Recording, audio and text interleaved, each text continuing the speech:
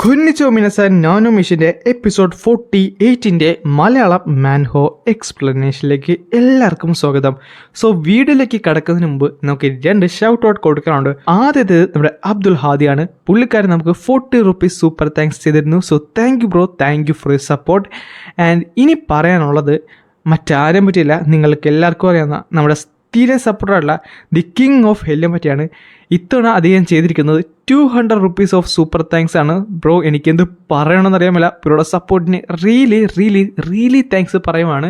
എന്തായാലും ഇനി നമുക്ക് നേരെ വീട്ടിലേക്ക് കിടക്കാം. സോ ഞാൻ അതേപോലെ ഒരു ചെറിയൊരു ടാർഗറ്റ് വെക്കുന്നുണ്ട് കേട്ടോ. ഇന്നത്തെ ഈ ഒരു ഷോർട്ടായുള്ളൊരു വീഡിയോയ്ക്ക് ഞാനൊരു 1.8K ലൈക്സ് ടാർഗറ്റായിട്ട് വെക്കുന്നുണ്ട്. നിങ്ങൾക്ക് അത് അച്ചീവ് ചെയ്യാൻ സാധിക്കുന്നുണ്ടെങ്കിൽ ഈ വീക്കിൽ തന്നെ ഞാൻ ഇനിയും ഒരു ലോങ് വീഡിയോ കൂടെ ചെയ്യുന്നതായിരിക്കും. അങ്ങനെ ഈ എപ്പിസോഡ് തുടങ്ങാൻ നേരം തന്നെ പെട്രച്ച് നല്ല ദേഷ്യത്തിലാണ്. അവൻ പറയുന്നുണ്ട്, എൽഡർ ഹ്വാൻ നീ എനിക്കെതിരെ നിൽക്കുവാണോ? അതിന് ഞാൻ എൽഡർ ഹ്വാൻ അല്ലല്ലോ. എന്ത്? ആ സമയത്ത് അവനവൻ്റെ മുഖത്തിലേക്ക് കൈവച്ചു, എന്നിട്ട് അതങ്ങോട്ട് വലിച്ച് പൊളിക്കുന്നുണ്ട്. ഇത് കണ്ട പെട്രച്ചിന് അത് വിശ്വസിക്കാൻ സാധിച്ചില്ല. കാര്യം അത് മറ്റാരുള്ളായിരുന്നു, നമ്മുടെ മൈനർ പ്രീസ്റ്റുള്ള ഇയോൺ ചിയോണായിരുന്നു. എന്ത്? മൈനർ പ്രീസ്റ്റോ? അല്ല, നീ എന്താണ് അവിടെ ചെയ്യുന്നത് മൈനർ പ്രീസ്റ്റ്? ഈ സമയത്ത് ഇയോണൊന്ന് ചിരിച്ചിട്ട് പറയുകയും ചെയ്യും, പെട്രച്ച് ഞാൻ താങ്കളുടെ ആ ഒരു പൊസിഷൻ സക്സീഡ് ചെയ്യാനാണ് ഇവിടേക്ക് വന്നത്. പിന്നെ കാണിക്കുന്നത് നമ്മുടെ കൾട്ടിൽ നിന്ന് ദൂരെ ഒരു സ്ഥലമാണ്. അവിടെ എല്ലാവരും കുതിരയിലാണ് പോയിക്കൊണ്ടിരുന്നത്. ഈവൻ നമ്മുടെ ഇയോൺ ചിയോണായിട്ട് അഭിനയിക്കുന്ന എൽഡർ ഹ്വാനെയും കാണാൻ സാധിക്കും. വാർഡൻ നമ്മൾ ഏകദേശം 45 മൈൽ കഴിഞ്ഞിരിക്കുന്നു ഡിമോണിക് കൾട്ട് കഴിഞ്ഞിട്ട്. അപ്പോൾ ഇത്രയും ദൂരം മതി എന്ന് പറഞ്ഞിട്ട് അവർ പരസ്പരം സിഗ്നലും കൊടുക്കുകയും ചെയ്യും. ഇതാട്ടെ നമ്മുടെ എൽഡർ ഹ്വാൻ ശ്രദ്ധിക്കുന്നുമുണ്ട്. അടുത്ത സെക്കൻഡ് തന്നെ ആ ഒരു വാർഡൻ തൻ്റെ സോഡ് മുകളിലേക്ക് ഉയർത്തി. നിങ്ങൾ എന്താണ് ചെയ്യാൻ പോകുന്നത്? ഇനി പറഞ്ഞിട്ട് കാര്യമില്ല മൈനർ പ്രിൻസ്, ഇത് താങ്കളുടെ ശവകുടീരമായിരിക്കും. ചാകടാന്ന് പറഞ്ഞിട്ട് പെട്ടെന്നാണ് ഒരുത്തൻ അവനെ അറ്റാക്ക് ചെയ്യാനായിട്ട് വന്നത്. ഇത്രയും നേരം നിങ്ങൾ പല്ലും കടിച്ചു പിടിച്ചുകൊണ്ടിരുന്നപ്പോൾ എനിക്ക് ഉറപ്പായിരുന്നു എന്തെങ്കിലുമൊക്കെ ഒപ്പിക്കുമെന്ന്. പക്ഷേ ഇതായിരുന്നില്ലേ നമ്മോട് അവൻ നേരെ ആ ഒരു അറ്റാക്ക് അങ്ങോട്ട് ഡോഡ്ജ് ചെയ്യുന്നുണ്ട്. പിന്നെ കാണുന്നത് അവൻ്റെ തല മുകളിലേക്ക് തെറിച്ച് പോകുന്നതാണ്. ചുരുക്കം പറഞ്ഞാൽ അവൻ്റെ തല എൽഡർ ഹ്വാൻ അറുത്ത് മാറ്റിയിരിക്കുന്നു. അപ്പം മൈനർ പ്രിൻസ് നീ എന്തായാലും എതിർക്കാൻ തീരുമാനിച്ചല്ലേ? അല്ല, അൺഫോർച്ചുനേറ്റ്ലി ഒരു പ്രശ്നമുണ്ടെന്ന് പറഞ്ഞിട്ട് അവൻ്റെ മുഖത്ത് കയറി പിടിച്ചു. അടുത്ത സെക്കൻഡ് അത് അവൻ വലിച്ചൂരുകയും ചെയ്തു. ഇത് കണ്ട ആ ഒരു വാർഡൻ ശരിക്കും ഞെട്ടിത്തരിച്ചു പോയി. ഞാൻ മൈനർ പ്രീസ്റ്റ് അല്ല. എൻ്റെ സുന്ദരമായ രണ്ടാമത്തെ സ്കിൻ അത് പോയെന്നാണ് ഞാൻ വിചാരിച്ചത്. എൽഡർ ഹ്വാൻ താങ്കൾ എന്താണ് ചെയ്തത്? അപ്പോൾ താങ്കളും മൈനർ പ്രീസ്റ്റായിട്ട് പ്രിട്ടൻഡ് ചെയ്യുമായിരുന്നോ? എക്സാക്ട്ലി, നിനക്ക് ബുദ്ധിയുണ്ടപ്പോൾ കാര്യങ്ങളൊക്കെ മനസ്സിലാകും. താങ്കൾ അപ്പോൾ നമ്മുടെ പെട്രേച്ചിൻ്റെ ആ ഒരു ഡിസിഷൻ അത് ഡിനേ ചെയ്യുമായിരുന്നോ? അതിനെ പെട്രേച്ച് പറഞ്ഞത് അവനിവിടേക്ക് കൊണ്ടുവരാനല്ലേ, അല്ലാതെ ഇവിടെ കൊണ്ടുവന്ന് കൊല്ലാനല്ലല്ലോ. ഈ ചതിനെ ഇപ്പൊ തന്നെ പിടിച്ചു കിട്ടു. നമ്മൾ തിരിച്ച് കൾട്ടിലേക്ക് പോകുവാണ്. Yes sir. അല്ലല്ല, പക്ഷേ ഒരു പ്രശ്നമുണ്ടല്ലോ. നിങ്ങൾ അധികം ആൾക്കാരൊന്നും ഇല്ല, പക്ഷേ എങ്കിലും ഞാൻ കുറച്ച് പ്രശ്നക്കാരനാണ്. നിങ്ങൾക്ക് എന്നെ ഹാൻഡിൽ ചെയ്യാനായിട്ട് പറ്റുമോ? അത് കൊള്ളാം. ഞങ്ങൾ ഫൈറ്റ് ചെയ്യാൻ പോയത് ഒരു ജെനസിസ് മോൺസ്റ്ററായിട്ടാണ്. അപ്പോൾ ഞങ്ങൾ പ്രിപ്പയർ ചെയ്ത ഇവിടം വരെ വരുമെന്ന് താങ്കൾക്ക് തോന്നുന്നുണ്ടോ? അടുത്ത സെക്കൻഡിലാണ് അവരുടെ ശരീരമൊക്കെ മാറാനായിട്ട് തുടങ്ങിയത്. അതായത് അവരുടെ ശരീരം എല്ലൊടിയുന്ന ശബ്ദമൊക്കെ കേൾക്കാനും സാധിച്ചു. ഇത് കാണുമ്പോൾ എൽഡർ ഹ്വാൻ പറയുകയും ചെയ്യും, അല്ലല്ലേ, ഇത് ഞാൻ ഒട്ടും തന്നെ എക്സ്പെക്ട് ചെയ്തില്ലായിരുന്നു. അവിടുന്ന് നമ്മൾ പോയത് ദി ഗ്രേറ്റ് ഹാളിലേക്കാണ്. അല്ല, അത് മൈനർ പ്രീസ്റ്റ് അല്ല, ഞാൻ കേട്ടത് എൽഡർ ഹ്വാൻ്റെ ശബ്ദം തന്നെയാണല്ലോ. ഈ ടൈമിൽ നമ്മുടെ ഇയോണൻ്റെ സൗണ്ട് ചേഞ്ച് ആക്കുന്നുമുണ്ട്. ഇതും കൂടെ കണ്ടപ്പോൾ നമ്മുടെ പെട്രേജിന് ശരിക്കും ദേഷ്യം വന്നു. മൈനർ പ്രീസ്റ്റ് താങ്കൾ എന്താണ് ഈ കാണിച്ചത്? ഇത് ഞാൻ ഒരിക്കലും ക്ഷമിക്കുന്നതല്ല. താങ്കൾ എൻ്റെ ഓർഡർ കംപ്ലീറ്റ്ലി ഇഗ്നോർ ചെയ്തല്ലേ? പെട്രേജ്, അതിനു മുമ്പ് ഞാനൊരു കാര്യം താങ്കളോട് അങ്ങോട്ട് ചോദിക്കട്ടെ. താങ്കൾ എന്തിനാണ് എന്നെ ഫാൾസ് അക്യൂസേഷൻ യൂസ് ചെയ്ത് എൻ്റെ മൈനർ പ്രിൻസ് എന്ന പദവി അഴിക്കാൻ നോക്കിയത്? ഫോൾസ് ആയുള്ള അക്യൂസേഷനോ? അത് കൊള്ളാം. സാർമ മൈനർ പ്രിൻസിനെ എതിർത്തിരിക്കുന്നു. അവനെ ഇപ്പോൾ തന്നെ അറസ്റ്റ് ചെയ്യ്. അതെനിക്ക് സാധ്യമല്ല. എന്ത്? കണ്ടില്ലേ, നിങ്ങളെല്ലാവരും കണ്ടില്ലേ? ഹെഡ് റോയൽ ബോഡി ഗാർഡ് അല്ല റിയോഗിൻ മാവരെ അവൻ്റെ കൂടെയാണുള്ളത്. ഇവൻ ആ ലോയൽറ്റി വാച്ച് ചെയ്ത് കഴിഞ്ഞാൽ ഈ പെട്രേച്ചിൻ്റെ കൂടെ പോലും അവൻ നിൽക്കുന്നില്ല. ഇവൻ പറയുന്നതാണോ നിങ്ങൾ വിശ്വസിക്കാൻ പോകുന്നത്? അത് സത്യം പറഞ്ഞാൽ ഒരു വാലിഡ് ആയിട്ടുള്ള പോയിന്റ് ആയിട്ട് ബാക്കി എല്ലാവർക്കും തോന്നി. അവരെല്ലാവരും ഒന്ന് അമ്പരന്ന് പോയി.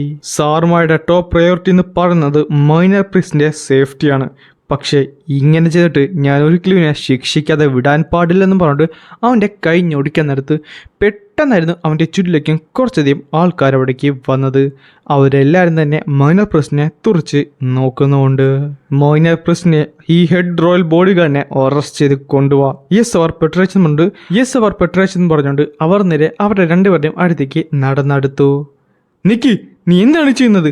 എൻ്റെ മുന്നിൽ നിന്ന് മാറാന്ന് പറഞ്ഞിട്ട് പെട്ടെന്നാണ് കുറച്ചധികം അറ്റാക്സ് ആ ഗേറ്റിൻ്റെ പുറത്ത് കേൾക്കുന്നത് സാധിച്ചത്. അടുത്ത സെക്കൻഡ് തന്നെ ആ ഗേറ്റ് പൊട്ടി പൊളിഞ്ഞു പോവുകയും ചെയ്യും. അവിടെ കൂടെ വന്നത് മറ്റാരുമില്ലായിരുന്നു, നമ്മുടെ എൽഡർ ഇയോണായിരുന്നു. ഞാൻ കുറച്ച് താമസിച്ചല്ലേ, ഇമ്പുന്നുള്ളൊന്നും തന്നെ ഞാൻ മിസ് ചെയ്തില്ലെന്നും പറഞ്ഞിട്ട് അവളവിടെ കൈകൾ ഉയർത്തിയും എന്നിട്ട് ഒരു സാധനം എടുത്ത് ആ ഹാളിൻ്റെ നടുവിലേക്ക് ഇടുകയും ചെയ്യും. എടാ അത് നോക്കിയേ, അത് ബ്ലഡ് റിവേഴ്സൽ ആർട്ട് ചെയ്തതല്ലേ? ശരിയാണ്, അതൊരു ഡൗട്ടുമില്ല. അത് മാത്രമല്ല അത് നമ്മുടെ സെക്കൻഡ് എൽഡർ അല്ലേ? അപ്പോൾ സാർ പറഞ്ഞതെല്ലാം സത്യം തന്നെയാണല്ലേ? അദ്ദേഹം demon blood reversal art use ചെയ്ത്. യോങ് പെൻ, നിന്നെ കൊണ്ട് ഒരു ഉപയോഗവും ഇല്ലല്ലോ. ഞാൻ നിന്നോട് മര്യാദയൊക്കെ പറഞ്ഞതാണ് ഇവൻ്റെ ബോഡി നീ കംപ്ലീറ്റ്ലി ഡിസ്ട്രോയ് ചെയ്യണമെന്ന്. ഇതേ സമയത്ത് തന്നെ മറ്റൊരുത്തൻ തെറിച്ച് പോകുന്നതാണ് നമുക്ക് കാണാൻ സാധിച്ചത്. അവനെ വലിച്ചെറിഞ്ഞിട്ട് അവനാട്ടെ അവിടെ ഉണ്ടായിരുന്ന ഗാർഡ്സിൻ്റെ മുതുകത്ത് പോയി വീഴുകയും ചെയ്യും. ഇതെങ്ങനെയാണ് സംഭവിച്ചത്? ഞാൻ മൈനർ പ്രസിൻ്റെ കംപ്ലീറ്റ് മാൻ പവറിനെ സ്പ്ലിറ്റ് ചെയ്തിരുന്നല്ലോ, പിന്നെ ഇതെങ്ങനെയാണ്? ഇവർ ശരിക്കും ആരാണ്? ഹിയോബോങ്, നീ പറഞ്ഞതും നീ ചെയ്തതും കറക്റ്റ് ടൈമിൽ തന്നെയാണ്. നിങ്ങൾക്ക് ആർക്കും അറിയാത്ത ഫോഴ്സസ് ആണിത്. സാർലീനെ അറസ്റ്റ് ചെയ്തുകൊണ്ട് അക്കാഡമി കംപ്ലീറ്റ്ലി ഷട്ട് ഡൗൺ ആയിരിക്കും. പക്ഷേ അവിടെയും എനിക്ക് കുറച്ച് ഫോളോവേഴ്സ് ഉണ്ട്. അവരെന്തായാലും ഇപ്പോൾ പിന്നെ കാണിക്കുന്നത് ദി ഫോർത്ത് സോഡാണ്. ഇയോൺ ചിയോൻ്റെ ഫോർത്ത് സോഡ് ഷാങ് വാ ഹോ.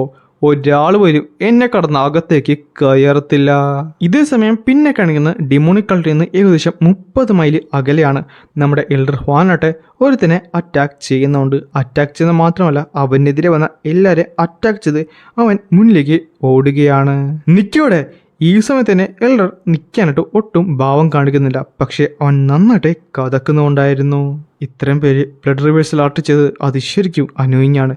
ഇത് എനിക്ക് വരെ ക്വൈറ്റ് ചലഞ്ചിങ് ഉള്ള ഒരു കാര്യമാണ്. എൽഡർ ഹ്വാൻ, താങ്കളുടെ ശ്വാസത്തിൻ്റെ ഗതി എനിക്ക് മാറുന്നത് മനസ്സിലാകുന്നുണ്ട്. ഈ ഓടേണ്ട കാര്യമുണ്ടോ? നിന്നാൽ പോരെന്ന് പറയുന്നിടത്താണ് നമ്മുടെ എൽഡർ ഹ്വാൻ പെട്ടെന്ന് ചാടി അവിടെ വന്ന് വീണത്. എന്നാൽ ആ കാഴ്ച കണ്ട് അവൻ ശരിക്കും അമ്പരന്ന് പോയി. കാര്യം അവൻ്റെ മുമ്പിലുണ്ടായിരുന്നത് സേബർ സെക്ടിൻ്റെ മ്യൂസീഷ്യൻ സെക്ടിൻ്റെ ആൾക്കാരാണ്. എന്ത്? സേബർ സെക്റ്റും മ്യൂസീഷ്യൻ സെക്റ്റുമോ? ഞാനിത് ഒട്ടും തന്നെ എക്സ്പെക്ട് ചെയ്തില്ലായിരുന്നു. മൈനർ പ്രൈസ്, എന്നോട് ക്ഷമിക്കണം. എനിക്ക് തോന്നുന്നു ഇതായിരിക്കും എൻ്റെ അവസാനമെന്ന്. പക്ഷേ അറ്റ്ലീസ്റ്റ് എന്നെ കൊണ്ട് താങ്കൾക്ക് ചെറിയെങ്കിലും ഉപകാരമുണ്ടായല്ലോ. എൽഡർ ഹ്വാൻ, എല്ലാം അവസാനിച്ചിരിക്കുന്നു. താങ്കളെ കംപ്ലീറ്റ്ലി ഞങ്ങൾ കോർണർ ചെയ്തിട്ടുണ്ട്. ഈ സമയത്ത് അവൻ എൻ്റെ സോഡ് മുകളിലേക്ക് ഉയർത്തി എന്നിട്ട് അതിൽ മുറുക്കി പിടിച്ചിട്ട് പറയുകയും ചെയ്യും, എന്തായാലും ചാകാൻ പോകുവാണ്. സോ ചാകാൻ പോകുന്നതിന് മുമ്പ് ഒന്നാളി കത്തിയേക്കാം, എന്നിട്ട് പറ്റുന്ന അത്രയും പേരെ ഞാൻ അവിടേക്ക് കൊണ്ടുപോകും. മൈനർ പ്രൈസ്, ഇത് താങ്കൾക്ക് വേണ്ടിയെന്ന് പറഞ്ഞ് അവൻ ആ എനർജി അങ്ങോട്ട് റിലീസ് ചെയ്യുന്നുകൊണ്ട്. ഇത് ഗ്രേറ്റ് ഡിമോണിക് ലോർഡിന്റെ ഓർഡറാണ്. പെട്ടെന്നാണ് അവൻ ഞെട്ടിയത്. അല്ല, അതെന്താന്ന് പറഞ്ഞുകൊണ്ട് അവൻ തിരിഞ്ഞ് നോക്കുകയും ചെയ്യും. ഈ സമയത്ത് മ്യൂസീഷ്യൻ സെക്ടറും സേബർ സെക്ടറും കൂടെ അവിടേക്ക് പാഞ്ഞു വരികയും ചെയ്യും. ആ ഈവലുള്ള demon blood reversal art use ചെയ്ത എല്ലാ വാരിയേഴ്സിനെ കൊന്നു കളഞ്ഞേക്ക്. ഇത് കേട്ടപ്പോൾ അവരൊന്ന് ഞെട്ടി. കാര്യം അവരൊട്ടും തന്നെ പ്രതീക്ഷിക്കാത്തൊരു കാര്യമാണ് അവിടെ ഉണ്ടായത്.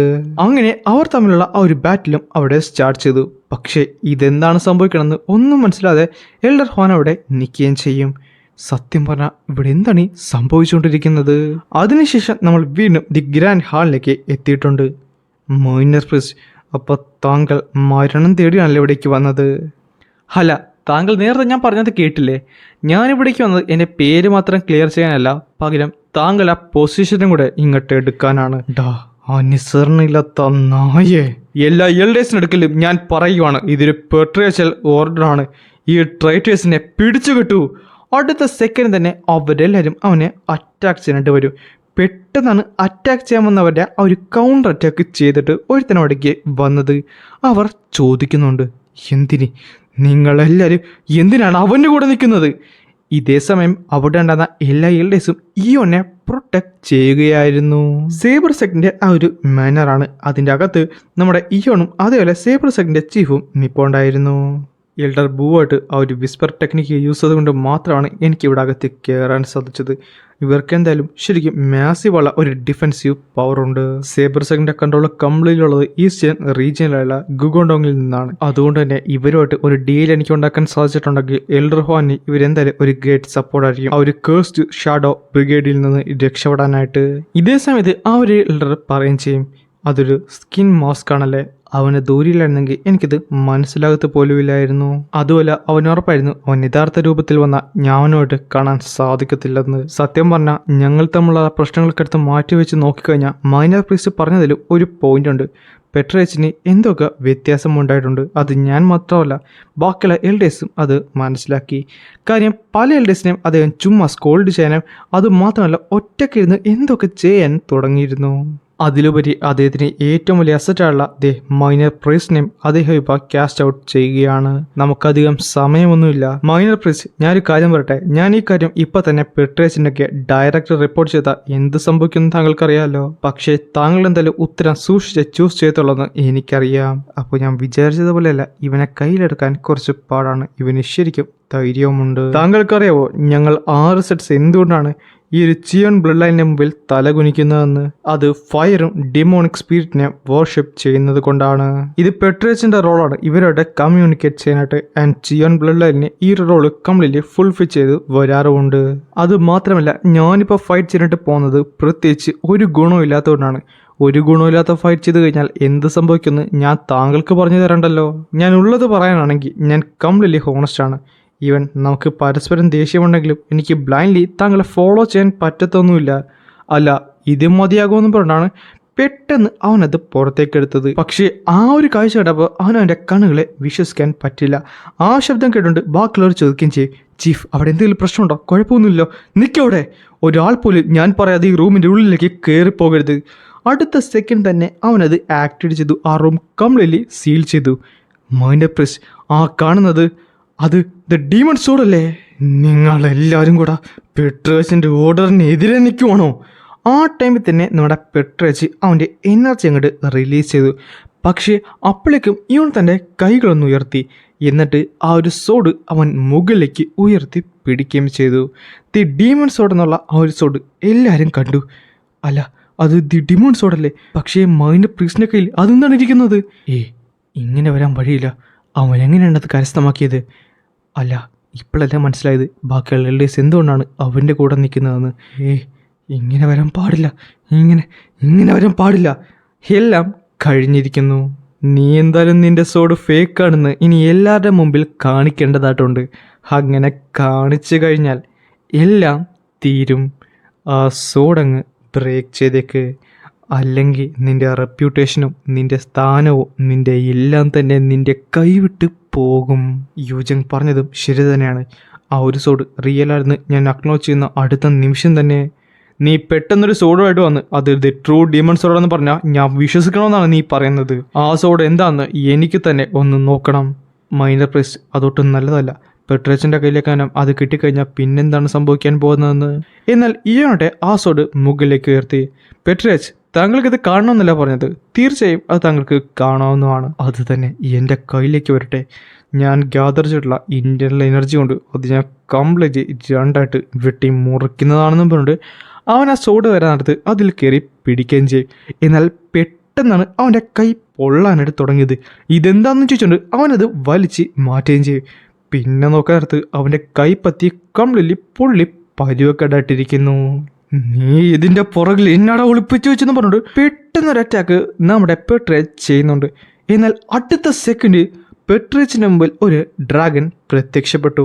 അദ്ദേഹം അമ്പരന്ന് പോയി. ഒന്ന് അനങ്ങാൻ പോലും പറ്റിയില്ല. പെട്ടെന്ന് അത് പോകുകയും ചെയ്തു. അല്ല അതിപ്പോൾ എവിടെ? അല്ല അതിങ്ങോട്ട് പോയി. ആ ഒരു ബ്ലാക്ക് ഡ്രാഗൺ ഇനി എങ്ങനെ ഈ സോഡ് കാണിച്ചു തന്ന ഒരു ഇല്യൂഷൻ ആയിരിക്കുമോ? അതേസമയം ഇയാളുടെ ഇതെല്ലാം കണ്ട് അവിടെ നിന്ന് ചിരിക്കുമായിരുന്നു. അതപ്പോൾ ശരിക്കും റിയലുള്ള ഡീമൺ സോഡാണല്ലേ? ശരിയാണ്, ഒരു ഡൗട്ടും ഇല്ല. അത് മാത്രമല്ല ഞാൻ കേട്ടിട്ടുണ്ട് ഒരു ലെജൻഡറി ഡ്രാഗനാണ് ഇതിനെ പ്രൊട്ടക്ട് ചെയ്യുന്നതെന്ന്. എന്നിട്ട് എൻ്റെ യൂസറിനെ ആ ഒരു ഡ്രാഗനാണ് തിരഞ്ഞെടുക്കുന്നതെന്ന്. അപ്പോൾ അത് സത്യമായിരുന്നല്ലേ? സമയം എത്തിയിരിക്കുന്നു. അടുത്ത സെക്കൻഡിൽ സാർമ നേരെ എണീറ്റു. എന്നിട്ട് പറയുകയും ചെയ്യും, members of the demonic load cult, ഇത് ഡിമോണിക് ഓർഡറാണ്, എല്ലാവരും തലകുനിക്കൂ. എന്ത് ഡിമോണിക് ഓർഡറോ? അടുത്ത സെക്കൻഡ് തന്നെ എല്ലാവരും അവിടെ തല കുനിച്ച് നിൽക്കുകയും ചെയ്യും. സാർമോ, നീ എന്താണ് ഈ കാണിക്കുന്നത്?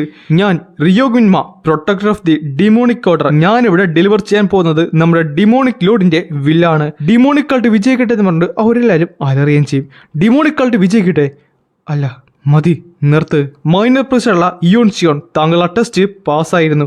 അതിന് പുറമെ താങ്കളുടെ കയ്യിൽ ഇത് ഡിമോണിക് സോഡ് ഉണ്ട്. താങ്കളാണ് ഡിമോണിക് ലോഡ് എന്ന ടൈറ്റിലിന്റെ സക്സസർ.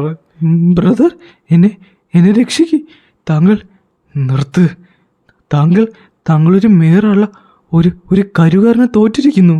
ഞാൻ ഇയോൺ ചിയോൺ, ഡിമോണിക് കൾട്ടിന്റെ ഒരു ഡിസെൻഡന്റ്. ഞാനിത് നമ്മുടെ ഡിമോണിക് ലോഡിന്റെ ഓർഡർ ഹംബ്ലി അക്സെപ്റ്റ് ചെയ്യുകയാണ്. യങ് മാസ്റ്റർ, താങ്കൾക്ക് ഇതെല്ലാം നിർത്താനായിട്ട് ഒരു മാർഗമുണ്ട്. മതി, നിർത്ത്. നീ തോറ്റിരിക്കുന്നു. ഒരു കരു നിന്നെ തോൽപ്പിച്ചിരിക്കുന്നു. ബ്രദർ, താങ്കളെന്നെ വീണ്ടും പ്രൊട്ടക്റ്റ് ചെയ്യുന്ന കാര്യത്തിൽ ഫെയിലായിരിക്കുന്നു. നിർത്തുന്നുണ്ടോ നീ? പെട്ടെന്നായിരുന്നു ബാക്കിയുള്ള എല്ലാ ഡേയ്സും ഒന്ന് ഞെട്ടിയത്. നമ്മുടെ പെട്രേച്ച് തിരിഞ്ഞു നോക്കിക്കൊണ്ടാണ് ഇത് പറഞ്ഞത്. ഈ സമയത്ത് തന്നെ ഇയോൺ അത് നോക്കുന്നുണ്ട്. പിന്നെ കാണിക്കുന്ന കുറച്ച് മുമ്പത്തെ ഒരു കാര്യമാണ്. അല്ല സാർമോ, അപ്പോൾ ഇതിൻ്റെ റീസൺ അത് മറ്റൊന്നും കൊണ്ടല്ലായിരുന്നു. പെട്രേച്ചിന് ഇപ്പം നല്ല ഡൗട്ട് ഉണ്ട് എൻ്റെ അടുക്കെ. അതായത് ഒരു അണ്ടർഗ്രൗണ്ട് ഫെസിലിറ്റി അറിഞ്ഞതിന് ശേഷമാണ് അങ്ങനെ ഉണ്ടായത്. ഇനി അദ്ദേഹത്തിൻ്റെ ഫ്രണ്ടിൽ നിന്ന് എനിക്ക് എസ്കേപ്പ് ചെയ്യാൻ പറ്റുമെന്ന് തോന്നുന്നില്ലായിരുന്നു. ഡിമോണിക് ലോഡ് അതുപോലെ ഒരു കാര്യം കൂടെ പറയാനുണ്ട്. നമ്മുടെ പെട്രേച്ച് കംപ്ലീറ്റ്ലി ഇപ്പോൾ സ്ട്രേഞ്ച് ആയിട്ടാണ് ആക്ട് ചെയ്യുന്നത്. അതെന്താന്ന് പറഞ്ഞുള്ള പുള്ളിക്കാരെ കംപ്ലീറ്റ്ലി ഹെയ്റ്റ്ലെസ് ആക്കിയിട്ടാണ് ഇപ്പോൾ ആക്ട് ചെയ്യുന്നത്. ഓ, അങ്ങനെയാണോ? സത്യം പറഞ്ഞാൽ ഇതെങ്ങനെയാണ് പറയേണ്ടതെന്ന് എനിക്കറിഞ്ഞൂടാ. പക്ഷേ പെട്രേച്ച് ശരിക്കും ചേഞ്ചായി. അത് ശരിക്കും മാറിപ്പോയെന്നോ? അല്ല, അദ്ദേഹത്തിൻ്റെ ഹെൽത്തിനോ അങ്ങനെ എന്തെങ്കിലും ആണോ? അങ്ങനെയല്ല. കാര്യം പെട്രേച്ച് ആരോട് സംസാരിക്കുന്നോ? അതാരോട്? അത് യങ് മാസ്റ്ററായുള്ള യു ജങ് ചിയോൺ. എന്ത്, യു ജങ് ചിയോണോ? നീ എന്താണ് ഈ പറയുന്നത്? നമ്മുടെ പെട്രേച്ച് യു ജങ് ചിയോണ്ട് സംസാരിക്കുന്നോ? അതെന്ത് ലോജിക്കാണ് നീ പറയുന്നത്? നമ്മുടെ സോഡ് സെറ്റിലെ ആ ഒരു യു ജങ് ചിയോനെ പറ്റിയല്ലേ? ഗ്രേറ്റ് കിങ് ഉള്ള ഇയോങ് ഹാൻ, അവനായിരുന്നു ആ ഒരു ചൈനയിൽ തന്നെ ടോപ്പ് 5 വാരിയേഴ്സിൽ ഒരാൾ. അങ്ങനെ 15 വർഷങ്ങൾക്ക് മുമ്പ് നമ്മുടെ പ്രീവിയസ് ഉള്ള പെട്രേച്ചുള്ള ഇൻജിങ് ചിയോനെ കാണാതായ ആ ഒരു സമയത്ത് അവനൊരു യുദ്ധവുമായിട്ട് മുന്നിലേക്ക് വന്നിരുന്നു. ആ യുദ്ധം നടന്നത് ഗുങ്സോയ് ടെമ്പിളിൻ്റെ ആ ഒരു സ്ഥലത്ത് വെച്ചായിരുന്നു. ആൻഡ് അവിടെ വെച്ചാണ് യു ജങ് ചിയോനുള്ള നമ്മുടെ കറണ്ട് പെട്രേച്ച് ഈ ചൈനയിൽ തന്നെ ആ ഒരു ടോപ്പ് 5 മാർഷൽ ആർട്ടിസ്റ്റായി മാറിയത് തന്നെ. അല്ല, താങ്കൾ ഈ പറയുന്നത് നമ്മുടെ പെട്രേച്ച് സംസാരിക്കുന്ന ഒരു മരിച്ചുപോയ വ്യക്തിയായിട്ടാണോ?